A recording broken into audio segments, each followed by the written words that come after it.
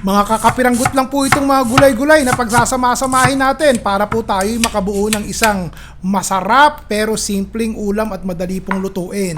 Pakiwari ko'y magugustuhan nyo, akmang-akma po ito sa panahon, malamig man o mainit, tag-ulan o tag-araw. Ang ilalaho ko po ay katitik na karning baboy na giniling o papupulahin po natin yan. Tsaka po natin ilagay itong ating konting bawang. Pagkatapos po ng bawang, ilagay na po natin ang ating sibuyas. O siya, sangkutsahin po natin yan. Tsaka po natin ilagay itong ating tokwa.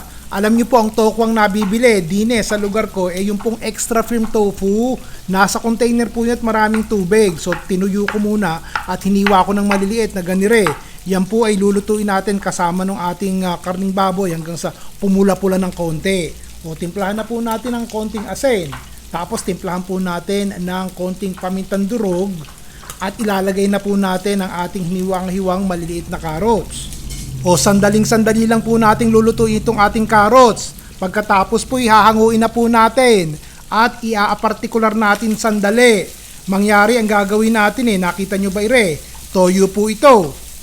Chicken broth and I added 3 tablespoons of soy sauce. Takpan po natin at pakuluan. O tingnan natin. Ngayong kumukulo na po, nakita nyo ba? Lalagyan po natin ng pampalapot, kalahating tasang tubig na may 1 kutsarang cornstarch. Itabi mo muna natin yan. At ito po gagawin natin. Magluto po tayo ng noodles. O hindi ko na ituturo sa inyo. Alam nyo na ang pagluto ng noodles, di po ba? O ngayong luto na. Ganeri po ang gagawin natin. Ilagay po natin sa kumukulo na sabaw. Pagkatapos po lagyan na po natin ng ating katitik na repolyo. Ilagay na po natin yung ating katitik na si charo. Pagkatapos po lagyan na po natin ng binating itlog. 2 binating itlog lang po ito. Ngayon, tikman nyo na. Kung medyo may katabangan timplahan nyo po ng konting asin at saka konting paminta. Halu-haluin nyo ng sandali at saka isama nyo na po yung pampalapot, yung ating cornstarch at tubig na pinagsama-sama. Haluin po natin yan at habang lumalabig ng katitik lumalapot po ang sabaw. Napakasarap. Hindi pa tapos yan O ilagay nyo na po itong ilang pirasong hipon. Luto na po itong hipon na ilaga na.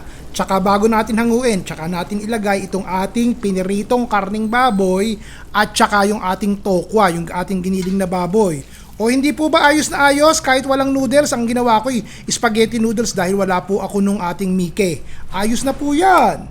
Medyo natakam po akong gumawa ng pansit lomi Huli na nang malaman kong wala po pala akong Mike. So ang ginawa ko po spaghetti noodles. Ayos na rin naman po. Kung meron po kayong tinustang bawang, ilagay nyo po para lalong mas sumarap. Kung may lemon o kalamansi, ayos din. Naibigan nyo po ba? O basta ganyang mga simpleng ulam lang po ang gagawin natin sa araw-araw para yung mga bagong nanonood at natututong magluto magawa nila sa bahay at mga ibigan. Basta mga simpleng ricado at madaling hanapin, madaling lutuin, yun po ang gagawin natin. Boom, boom, boom, pawardi-wardi pero masarap.